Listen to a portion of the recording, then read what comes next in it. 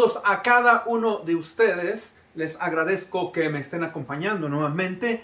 Es un privilegio el poder estudiar la palabra de Dios y poder aprender los principios que ésta nos ha dado. Seguimos con la serie sobre las disciplinas espirituales y voy a traer una lectura bíblica que ya he preparado con anticipación y leo yo estos pasajes. Primeramente, Romanos 10:17 dice: así que la fe viene del oír y el oír de la palabra de Dios. Primera de Tesalonicenses 2:13 dice: por eso también nosotros, sin cesar, damos gracias a Dios de que cuando recibieron la palabra de Dios que oyeron de nosotros, la aceptaron no como la palabra de hombres, sino como lo que es realmente, la palabra de Dios, la cual también hace su obra en ustedes los que creen.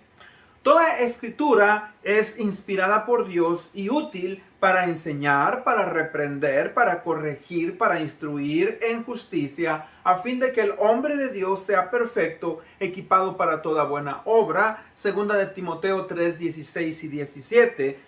Porque la palabra de Dios es viva y eficaz y más cortante que cualquier espada de dos filos. Penetra hasta la división del alma y del espíritu, de las coyunturas y los tuétanos, y es poderosa para discernir los pensamientos y las intenciones del corazón. Hebreos 4:12. Pues han nacido de nuevo, no de una simiente corruptible, sino de una que es incorruptible, es decir, mediante la palabra de Dios que vive y permanece. Primera de Pedro 1:23. Vamos a ir en oración. Padre, te damos gracias en este día por darnos la oportunidad y privilegio de poder, Señor, seguir estudiando las disciplinas espirituales que nos ayudan, Señor, ejercitarnos para la piedad, el buscar ser más como tú. Danos, Padre, discernimiento y sabiduría para poder tener una actitud correcta hacia tu palabra. Gracias por todo lo que tú nos das. Bendícenos, cuídanos, guárdanos. En el bendito nombre de Cristo Jesús pedimos esto. Amén. Bueno, mis hermanos, en el estudio anterior comenzamos con una serie sobre las disciplinas espirituales. Y hemos dicho que las disciplinas espirituales nos ayudan a cambiar nuestra perspectiva de Dios. ¿Por qué? Porque nos llevan por un proceso, ¿verdad?, de formación, educación y restauración en nuestra vida espiritual. Recuerde, una disciplina espiritual es el hábito o la acción que llevamos a cabo para madurar en la vida cristiana, y eso es lo que llamamos un ejercicio espiritual para el alma.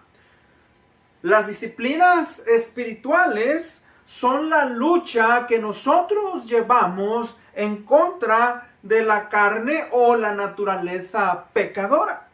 Y obviamente que nos van a costar trabajo llevar a cabo, puesto que requieren disciplina, requieren sacrificio, requieren esfuerzo, requieren concentración mental, y como consecuencia de ello va a haber una lucha, va a haber una pugna. Como usted recuerda, ¿verdad? El viejo hombre, la naturaleza vieja, con el hombre nuevo, la naturaleza espiritual, que están en constante pugna para controlar la vida espiritual de cada uno de nosotros como cristianos. Ahora, si usted recuerda, dijimos pues que una disciplina espiritual es el desarrollo de ciertos hábitos o acciones que llegamos a sistematizar y a organizar, por medio de las cuales vamos a llegar a alcanzar y realizar aquello que nos proponemos. En la vida secular, por ejemplo, queremos perder peso, pues nos juntamos a una dieta, hacemos ejercicio y nos limitamos a consumir ciertos alimentos. Bueno, en la vida espiritual, igualmente las disciplinas espirituales nos ayudan a formar nuestra personalidad, ¿verdad? La moral, el crecer y madurar espiritualmente.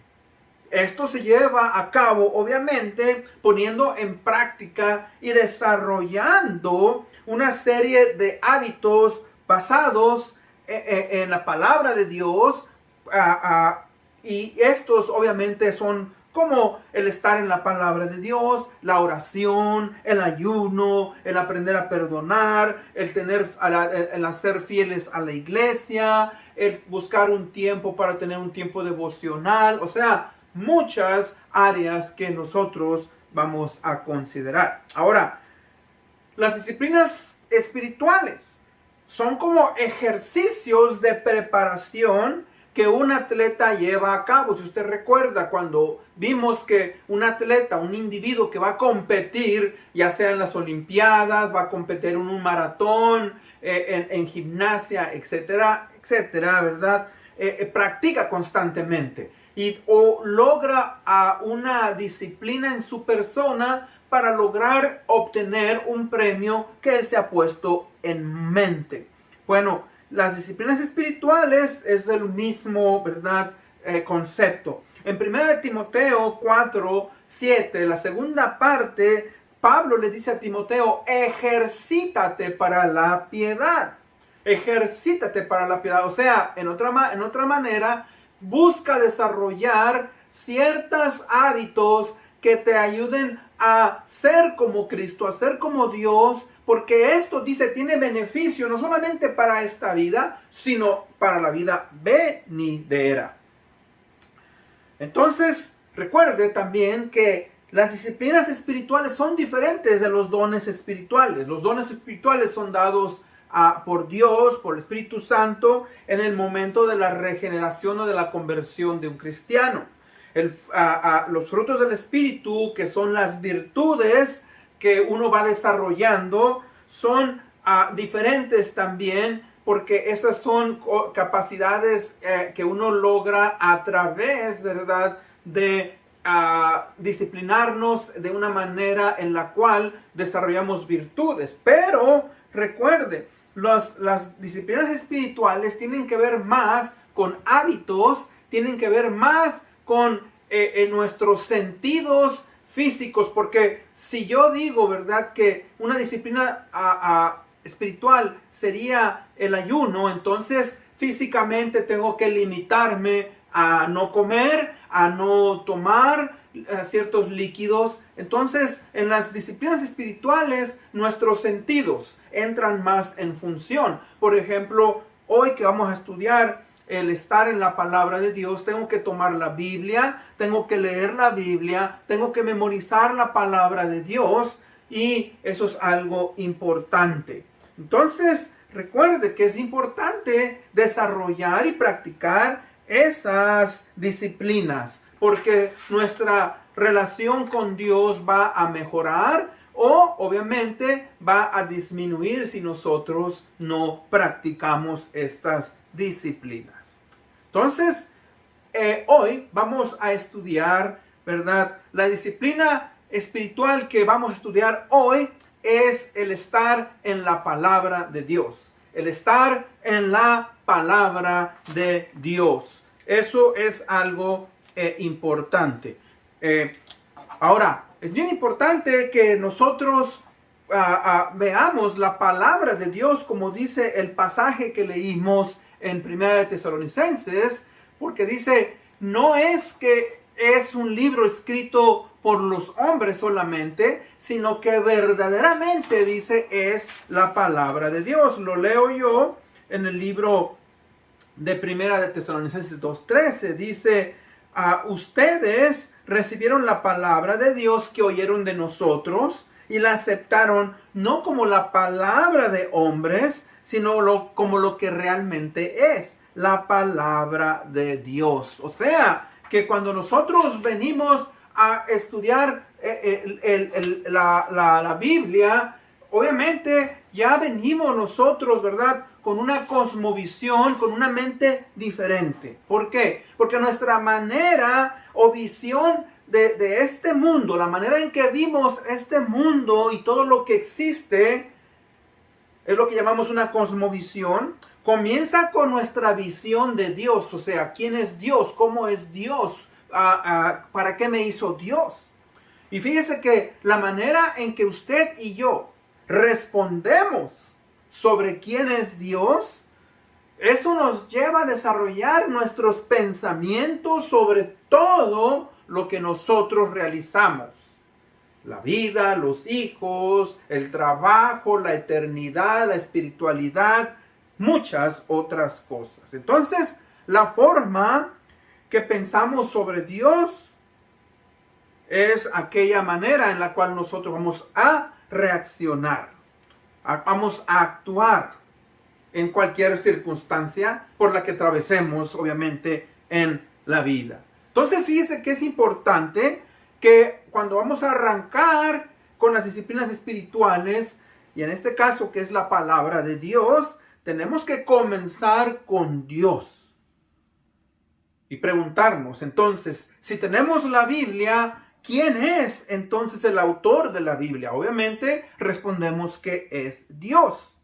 Dios es el autor, y no solamente es el autor. Dios, mis hermanos, como en una revista que se lee, que a los muchachos les gusta leer. Yo cuando era adolescente me gustaba leer El Hombre Araña, Los Cuatro Fantásticos, me gustaba leer ciertas revistas, y obviamente en esas revistas había un héroe que me encantaba a mí, sobre todo, no sé por qué, me gustaba mucho El Hombre Araña. Bueno, de la misma manera aquí lo vemos. O sea, en la Biblia, el héroe principal de cada historia que encontramos en ella es, obviamente, ¿verdad? Dios. Fíjese, Dios es el héroe. Ahora, debido a esto, nosotros necesitamos aclarar nuestros pensamientos acerca de quién es Dios. Porque cuando vamos a estudiar la Biblia, nosotros, ¿verdad? Tenemos que aceptarla, como dije en este pasaje, como lo que es. No, ¿verdad? Un libro escrito por hombres, sino un libro que proviene de Dios. Ahora, cuando digo que proviene de Dios, es cierto que este libro fue fabricado, fue hecho en una imprenta, y que obviamente a alguien lo tuvo que empezar a hacer. Pero cuando digo que proviene de Dios, es que Dios la expresó. Dios usó a los profetas, Dios usó a hombres comunes y corrientes para ellos pudieran escribirla y transferirla a través de los siglos. Entonces, por eso es importante, ¿verdad?, que cuando nosotros estamos trabajando en esta disciplina espiritual, ¿verdad?, veamos a la palabra de Dios, la Biblia, como su palabra.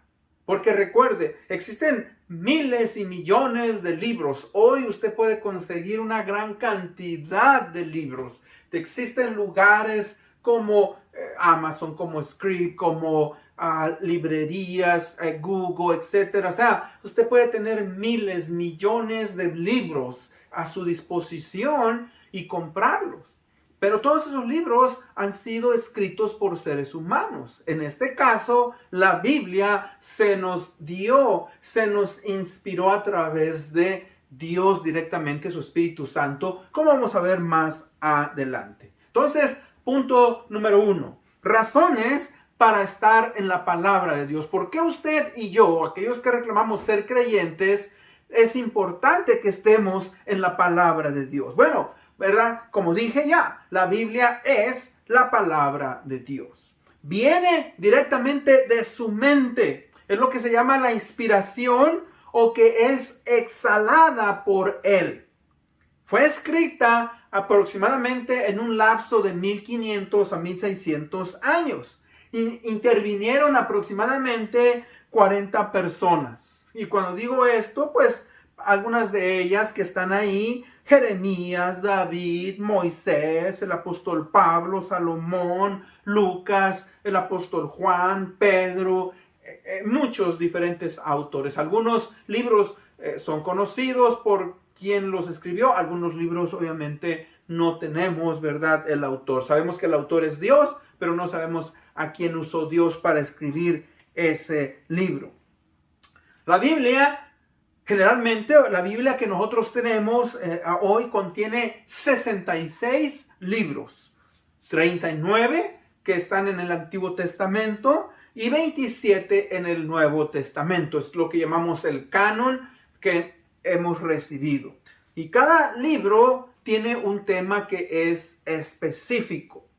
Por ejemplo, el libro más largo de la Biblia es el libro de los Salmos, con 150 capítulos. El libro más corto de la Biblia se encuentra en el Nuevo Testamento, que es la segunda carta del apóstol Juan, que tiene solamente un capítulo y 13 versículos. Recuerde también que la Biblia fue escrita en 3 idiomas. Fue escrita en hebreo, fue escrita en griego y hay algunas porciones pequeñas que fueron escritas en arameo.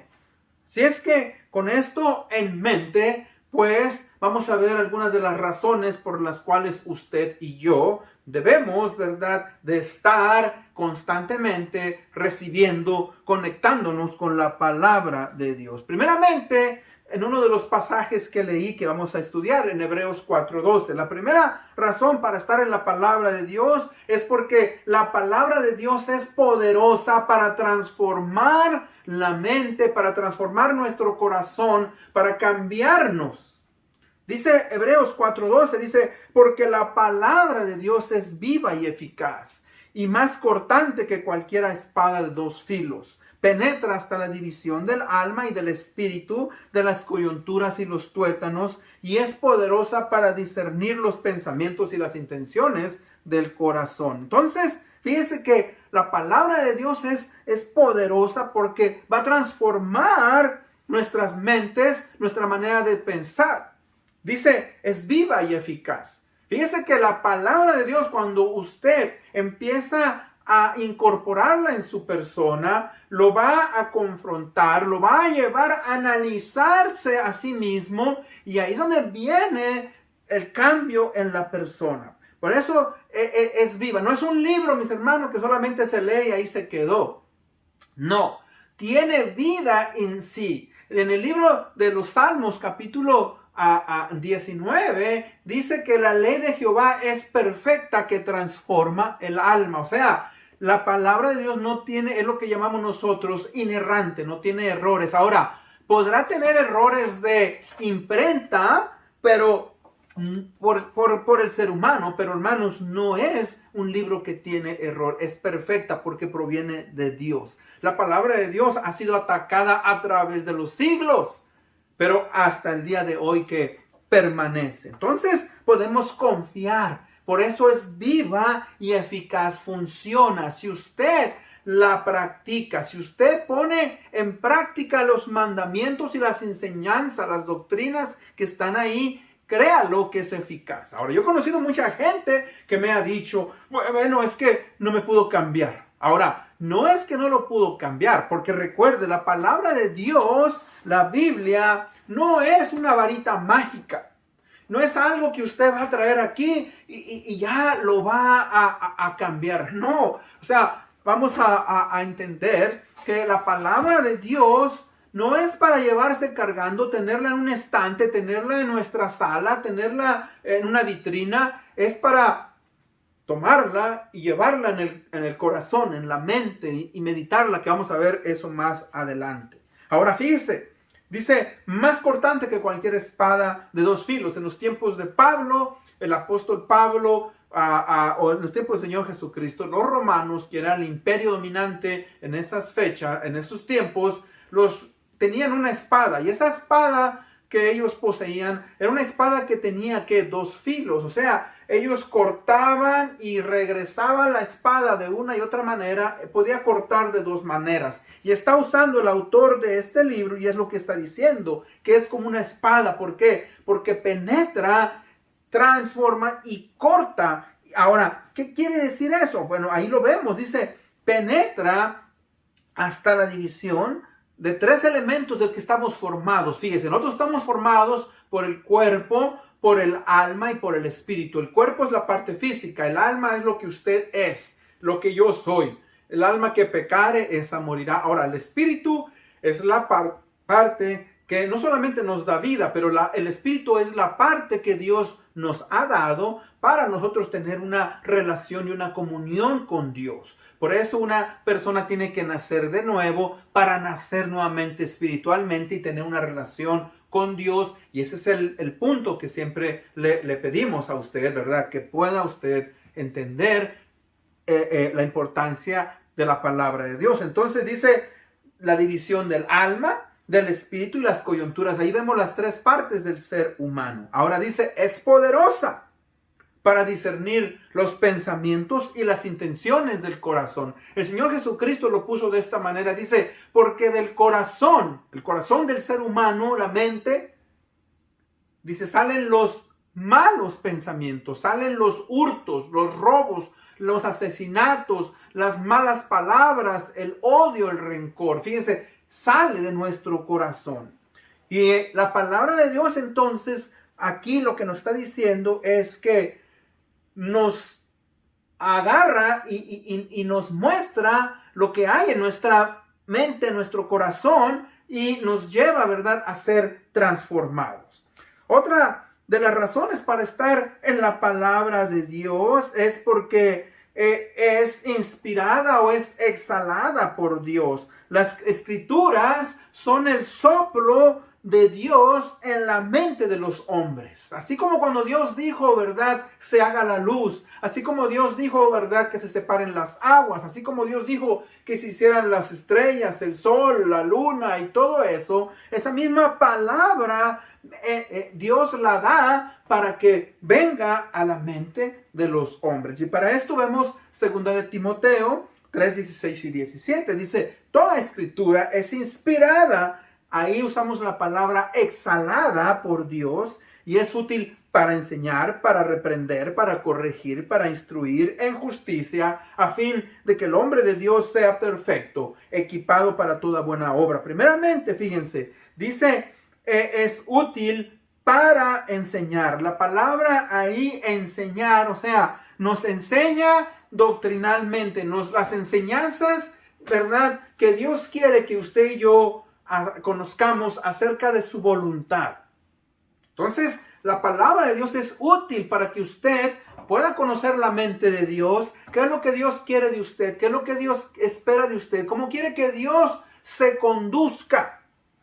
Y eso es lo que vemos en la palabra de Dios. Por eso es importante, ¿verdad?, estar en ella. Dice que nos lleva o nos redarguye. La palabra redarguir o reprender, ¿verdad?, es que nos lleva a ver nuestros errores. Esa es una de las bendiciones, o sea, nos lleva a darnos cuenta en dónde es que estamos mal, si es que no estamos obrando conforme a justicia, si es que estamos mintiendo, si es que estamos en inmoralidad, si es que estamos en rencor, en odio. O sea, son tantas cosas, por eso es importante que estemos en la palabra, nos redarguye y nos lleva a ver nuestros errores. Ahora, dice para corregir, o sea, una vez que nos lleva a ver nuestros errores, ¿qué hay que hacer? Pues hay que corregir, o sea, hay que enderezar aquello que está erróneo en nuestras personas. En este caso,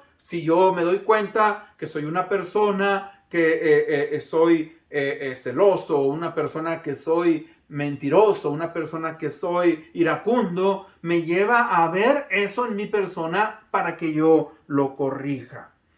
Ahora, dice corregir y para instruir, para corregir, para instruir en justicia, ¿verdad? Es que nos lleva a desarrollar el carácter cristiano. O sea, desarrollar virtudes, nos lleva a desarrollar a aquellas virtudes que necesitamos para cambiar. Por ejemplo, si yo soy una persona que no me gusta trabajar, bueno, me lleva a desarrollar convicción para que yo sea una persona que me guste el trabajo, una persona que aprenda a ser fiel, una persona que aprenda a buscar la verdad, etcétera, etcétera. Fíjese que esto nos ayuda pues para conocer mejor el carácter de Cristo, para ser menos carnales y ser más espirituales.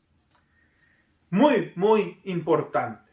Ahora, punto número 2. Punto número 2, ¿verdad? ¿Qué métodos podemos usar usted y yo para recibir la palabra de Dios o para estar en la palabra de Dios? Y vamos entonces a ver maneras de aplicar la palabra de Dios en nuestro corazón, en nuestra mente. Ahora vamos a comenzar desde la más simple hasta la más compleja. Ahora, número 1, la primera es escuchando la palabra de Dios. Si usted recuerda, leímos Romanos 10:17, dice, así que el oír, la fe es por el oír y el oír es por la palabra de Dios. Entonces, fíjese que para lo básico es el aprender, el escuchar. Se dice que la persona normal retiene el 20% de una enseñanza que escucha. Eso quiere decir que cuando yo acabe en estos 35 minutos, 37 minutos de dar este mensaje, usted va a recordar solamente el 20%. Ahora, puede ser que tenga una mejor capacidad,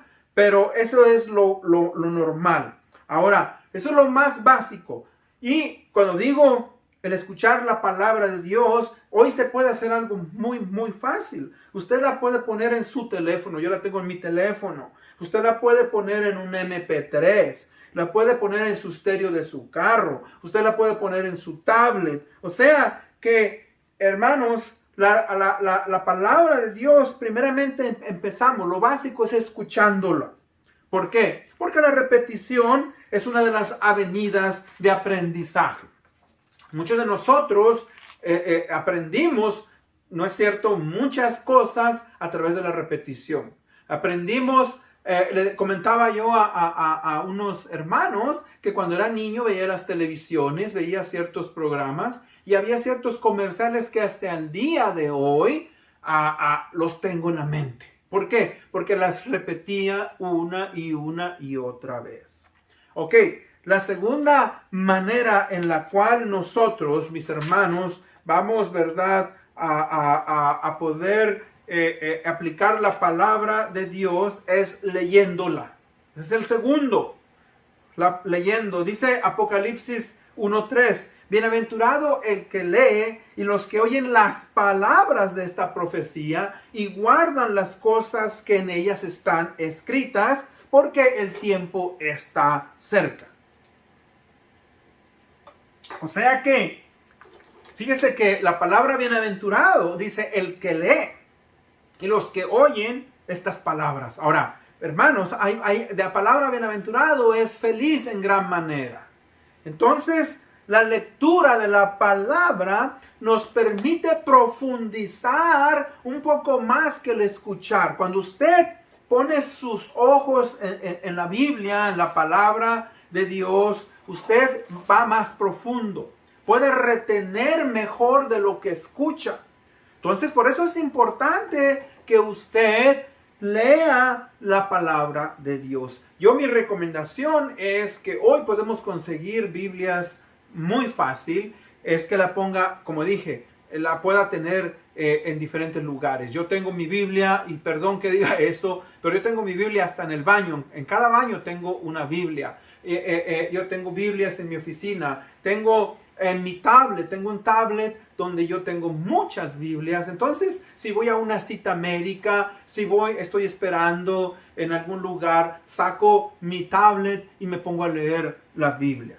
Entonces, fíjese que leer la palabra de Dios, ¿verdad?, es el segundo método. El tercer método para incorporar la palabra de Dios en nuestra vida es estudiando la palabra de Dios. Hechos 17:11 dice, y estos, hablando, ¿verdad?, de las gentes que estaban en Berea, eran más nobles de los que estaban en Tesalónica, pues recibieron la palabra con toda solicitud, escudriñando cada día las escrituras para ver si estas cosas eran así. O sea que estos individuos, lo escudriñar es que estaban analizando, estaban estudiando. El estudio de la palabra nos permite tener un conocimiento más profundo que solamente leer y que solamente escucharla. Y eso es algo que todos nosotros, mis hermanos, debemos de hacer. ¿Por qué? Porque cuando usted la estudia, lo va a llevar a preguntarse, ¿por qué? ¿Cómo? ¿Cuándo? ¿Qué es lo que quiso decir el autor? ¿Qué es lo que el autor quiere decir hoy en día? ¿Qué cosas podemos aplicar hoy en día y qué cosas no podemos aplicar? Y todo eso se lleva a través de un estudio más profundo. Hoy en nuestros días, igualmente, usted puede instalar en su teléfono, en su tablet, muchas aplicaciones, muchos libros, diccionarios que le van a poder llegar a hacer entender, ¿verdad?, mejor. La cuarta manera de incorporar la vida a nuestras vidas es memorizando la palabra de Dios. Salmo 119, del 9 al 11, dice, ¿con qué limpiará el joven su camino? Dice, con guardar tu palabra. Ahora, cuando dice con guardar tu palabra, no es que usted va y la mete en un estante, no es que usted la esconde abajo de un sillón, no. Con guardar tu palabra está dando a entender que pone y aplica los principios de la palabra porque usted los tiene en su mente. Dice el 10, con todo mi corazón te he buscado, no me dejes desviarme de tus mandamientos. Y luego el versículo 11 dice, en mi corazón he guardado tus dichos para no pecar contra ti. Recuerde, el corazón del hombre está desde la cabeza, porque los pensamientos, el corazón envuelve la voluntad, los pensamientos, las emociones, la conciencia, todo eso. Entonces, el corazón abarca desde la mente hasta, ¿verdad?, todas nuestras entrañas. Algunas veces usted va a encontrar la definición de corazón como entrañas. Hay una porción que dice hijo de mi corazón. La traducción más correcta es hijo de mis entrañas, o sea, todo lo que envuelve, ¿verdad?, la palabra. Ahora, regresando a esto, dice, en mi corazón he guardado tus dichos, o sea que la memorización de la palabra es de suma importancia para ser usada en nuestras batallas personales y nuestras tentaciones y los ataques de Satanás. Hay momentos en que usted no tiene una Biblia en su mano, pero ¿sabe qué? Tienes la palabra en tu mente y la puedes usar en los momentos de tentación. Por ejemplo, yo me he aprendido muchos versículos. Segunda de Timoteo 1:7, que yo a veces me siento que no valgo, me siento derrotado. Y en segunda de Timoteo 1:7 dice, porque no nos ha dado Dios un espíritu de cobardía, sino de poder, de amor y dominio propio. Fíjese que ese pasaje me ha ayudado cuando yo me siento que no valgo, cuando siento, ¿verdad?, que no valgo para otros. Dice, el espíritu que Dios ha sembrado en ti, ¿verdad?, es ahora un espíritu de poder, de amor y dominio propio, de control. La memorización, mis hermanos, cuando estoy pasando por tentaciones, 1 Corintios 10:13 dice, no os ha sobrevenido ninguna tentación que no sea humana, pero fiel es Dios, que no os dejará ser tentado más allá de lo que podéis resistir, y juntamente con la tentación os dará la salida para que podáis soportar. O sea, fíjese que cuando usted pasa, todos pasamos por una prueba, una tribulación, una tentación. Dios nos suple de su palabra para poder nosotros resistir. Por eso es importante memorizarla. Y por último, meditando en la palabra de Dios. Esa es la otra manera en la cual nosotros incorporamos. Salmo 1, del 1 al 3 dice, bienaventurado el varón que no anduvo en consejo de malos, ni estuvo en camino de pecadores, ni en silla de escarnecedores se ha sentado, sino que en la ley de Jehová está su delicia, y en su ley medita de día y de noche. O sea que de esas 5, o escuchando, leyendo, estudiando, memorizando y meditando, la meditación es la más fuerte, porque usted lleva un pasaje y lo practica y lo está. La palabra meditación es como, viene del proceso de un rumiante. Un rumiante, ¿verdad?, tiene varios estómagos y esa comida vuelve a su boca y la está masticando. Eso es lo que hacen las vacas. Entonces nosotros, mis hermanos, incorporamos en nuestra mente la palabra de Dios y la estamos masticando. Por ejemplo, ¿verdad?, un pasaje, el Salmo 39:7. Dice, y ahora, oh Señor, ¿qué esperaré? Mi esperanza está en ti. ¿Ok? Dice, y ahora, oh Señor, ¿qué esperaré? Mi esperanza está en ti. El salmista llega a una conclusión. Ahora, ¿qué quiere decir eso? Mire, nosotros como seres humanos podemos esperar en que tengamos un buen seguro médico. Podemos esperar en que el petróleo baje. Podemos esperar en tener un buen seguro médico, en tener una buena salud. Podemos esperar en que cambie las circunstancias. Pero, ¿qué si no cambia todo eso? Entonces, el individuo está diciendo, mi esperanza está en ti. Puede ser que yo no llegue a recibir nada de lo que espero en este mundo, pero al fin y al cabo mi esperanza está en ti. Y eso es, mis hermanos, lo que es la meditación. La meditación nos lleva a agarrar un pasaje y estar trabajando en él para aplicarlo en nuestra vida y nos transforma. Ahora, recuerde pues, en conclusión, ¿qué podemos aplicar a nuestras vidas de esta enseñanza?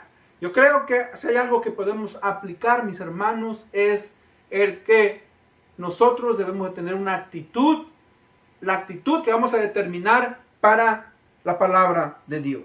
¿Qué quiero decir con eso? Recuerde, la actitud determina cómo es que nosotros vamos a hacer algo. Los profesionales dicen que cuando vas a hacer un trabajo, el 50% es tu actitud y el otro 50% es tu trabajo. Y es lo mismo.